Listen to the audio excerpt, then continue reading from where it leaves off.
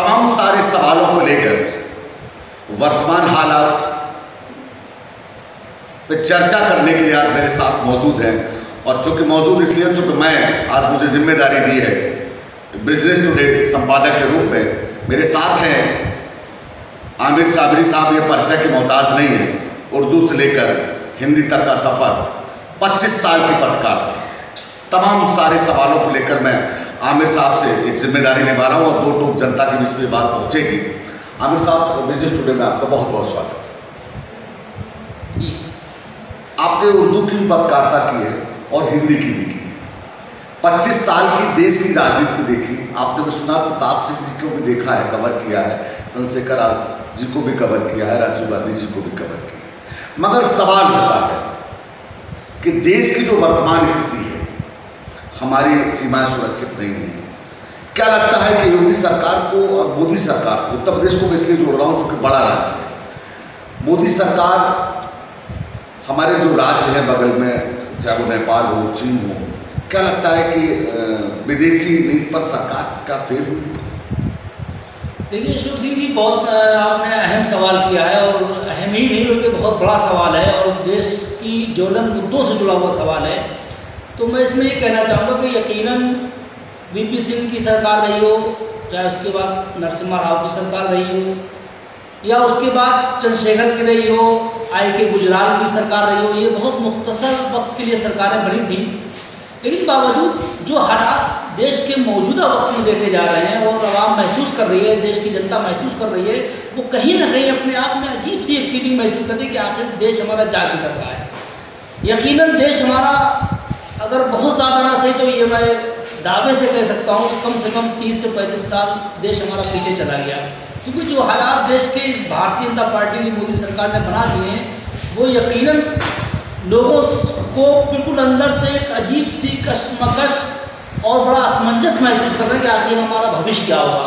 और जो नई नस्ल उभर कर आ रही है वो इस बात को इसलिए नहीं सोच पा रही कि वो अपनी पढ़ाई की तरफ भी देख रही है, लेकिन कहीं ना कहीं उसके भी मन में ये विश्वास और एक अजीब सा वसवसा पैदा हो गया है कि आखिर हम किधर जा रहे हैं और हमारा देश किधर जा रहा है और देश का और या हमारा खुद का भविष्य क्या होगा, ये एक सोचनीय सवाल है। आपकी नजर में मोदी सरकार पूरी तरह फेल नजर आ रही है? जी, 100% मोदी सरकार फेल नजर आ रही है और हो चुकी है फेल। और बल्कि ये जो सेकेंड टर्म चल रहा है मोदी का, ये तो बहुत बुरी तरह फेल ही नहीं बल्कि इन्होंने देश को ध्वस्त करके छोड़ दिया। एक बड़ा आपके महकमे को लेकर सवाल है, जो कि आप लंबे समय आपने पत्रकारिता की, आज भी आप लिख रहे हैं, बिजनेस टुडे के संपादक हैं, एडिटर हैं। आज की पत्रकारिता और 25 साल की पत्रकारिता, सच लिखना और सच दिखाना, डिफरेंस नजर नहीं आ रहा? देखिए, ये बहुत अहम सवाल आपने कर दिया क्योंकि हमारे पेशे से भी मुताल्लिक़ है। और आज के दौर में जो पत्रकारिता है, तो अशोक सिंह जी मैं आपसे ये बता दूँ कि अब पत्रकारिता ना रह करके चाटुकारिता रह गई है, चापलूसी रह गई है। और मैं कह सकता हूँ कि रवीश जी जो हैं NDTV के हमारे सीनियर जर्नलिस्ट हैं, उन्होंने एक बहुत अच्छा नाम दिया गोदी मीडिया। मैं समझता हूँ कि गोदी मीडिया जो उन्होंने कह दिया है वो बहुत सफिशिएंट नाम है और बहुत खूबसूरत नाम उन्होंने इस देश की मीडिया को दे दिया है। और मैं समझता हूँ इस मीडिया जो वर्तमान में मीडिया है उसको बहुत बड़ी बात मैं कह दे रहा हूँ कि चुल्लू भर पानी में डूब मर जाना चाहिए कि जो अब मीडिया का रोल था वो खत्म हो गया है। मीडिया की बात को लोग सच समझते थे, लोग जनता कहती थी कि नहीं, तो मीडिया कहती थी तो बड़ा झगड़ा, आप गंगा जल हाथ में लेके घूमिए, पुराने पाक हाथ में लेके घूमिए, लोग यकीन नहीं करते थे कि साहब नहीं, ये अखबार में छप चुका है या ये मीडिया ने दिखा दिया है। आज हालात ये हो गए कि मीडिया गंगा जल रही है और कुरान लेकर घूम रही है, तो जनता यकीन करने को यकीन करने पर आतुरी नहीं है, मैं यकीन करना ही नहीं चाहती इस बात के लिए। साबरी साहब बेबाकी से बोलते हैं, उनका अंदाज बेबाकी रहता है और बिल्कुल खुलकर लिखते भी और खुलकर बोलते भी हैं। एक और सवाल है साबरी साहब, उत्तर प्रदेश में जिस तरह के हालात हैं, कोरोना से हम लोग लड़ रहे हैं और पूरा विश्व लड़ रहा है, उत्तर प्रदेश भी लड़ रहा है। क्या योगी सरकार कोरोना जैसी महामारी को लेकर सजीदा रही? लोग फुटपाथ पर चले, लोग भूखे सोए, कामगारों को, लोगों को बसें नहीं मिली, लोगों को जाने के साधन नहीं मिले। क्या लॉकडाउन करने से समस्या का समाधान है या लॉकडाउन का करने के पीछे कोई रणनीति बननी चाहिए कि नहीं बननी चाहिए? तो योगी और मोदी सरकार को आप किस आईने से देखते हैं? देखिए अशोक जी की बात आपने ये भी बहुत अहम आपने सवाल रख दिया कोरोना को लेकर के। यकीनन एक महामारी तो थी, इसमें कोई दोहराई नहीं है।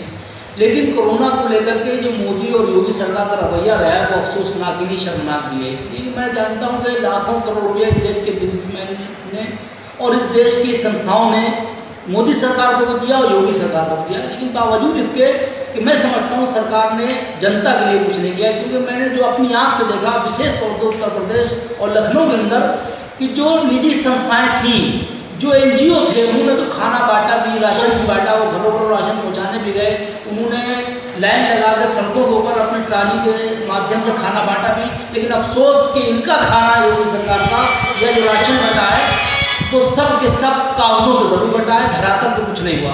और जहाँ तक कोरोना का सवाल, लड़ने का सवाल है, तो मैं समझता हूँ कि देखिए कोरोना के जितना जनता टूट चुकी थी, चलिए आपने कुछ नहीं दिया, जनता ने इसका भी आपसे कोई सवाल नहीं किया, लेकिन बड़ा अफसोस की बात यह है कि जिस तरीके से योगी सरकार ने कोरोना की आड़ में जनता को दोनों हाथों से लुटवाया है पुलिस द्वारा, वो बहुत शर्मनाक है। अशोक सिंह जी, मैं समझता हूँ इस पर सरकार को घेरना चाहिए और विपक्ष को चाहिए जितनी विपक्ष की पार्टियां वो घेरें। एक सवाल, इसी में एक सवाल आ रहा है कि उत्तर प्रदेश बहुत बड़ा राज्य है, 22 करोड़ की जनता, 23 करोड़ की जनता उत्तर प्रदेश में है, और 23 करोड़ की जनता ने इतना बड़ा जन्म योगी सरकार को दिया। क्या नाम बदलने से, जिलों के रंग बदलने से क्या विकास हो जाएगा? देखिए ये बहुत अच्छा सवाल है, लेकिन अब मैं एक बात इसलिए कह, आपने तो सवाल किया तो जवाब भी जरूरी है कि योगी जी को नाम बदलने का शौक है। देखिए उन्होंने अपना नाम अजय मिश्र रखे, योगी आदित्यनाथ रख लिया, इसीलिए उन्होंने जिलों के नाम बदले, लिबास भी बदला। लिबास में एक शेर कह दूँ कि हकीकत में मिजाजों को बदलने की ज़रूरत है, लिबासों के बदल लेने से शैतानी नहीं जाती। तो जो इंसान का मिजाज है वो बदलना चाहिए, लिबास बदलने से कुछ नहीं होता, ज़िले के नाम बदलने से कुछ नहीं होता।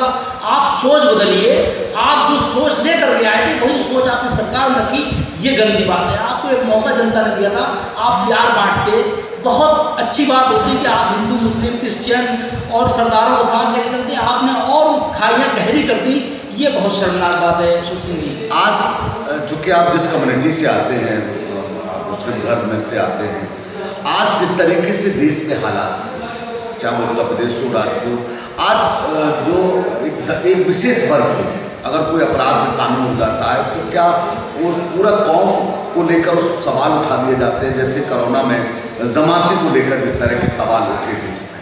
क्या कहेंगे आप साबरी साहब, क्या इस तरह का माहौल जब देश में बना कि सब जमाती और जमाती, मैं आबरी साहब की जुबान से सुनना चाहूँगा हकीकत क्या है? अशोक सिंह जी, ये वक्त था जमात कहते उन्होंने एक विशेष कौम को, विशेष समुदाय को टारगेट किया, लेकिन आज की तारीख में आप देख लिए कि इन्होंने भारतीय जनता पार्टी के 100 में से 75 लोग कार्यालय में कोरोना पॉजिटिव पाए गए। आखिर ये क्या है? बड़ा सवाल ये है। हमारे पास समय कम है, चूँकि चैनल की जिम्मेदारी होती है, और जितना समय था साबरी साहब से फिर कभी बहुत सारी बातें करेंगे, मगर बेबाकी के लिए हमें साबरी साहब को हम दोबारा चाहेंगे कि वो हमें समय दें। हमसे बने रहिए बिजनेस।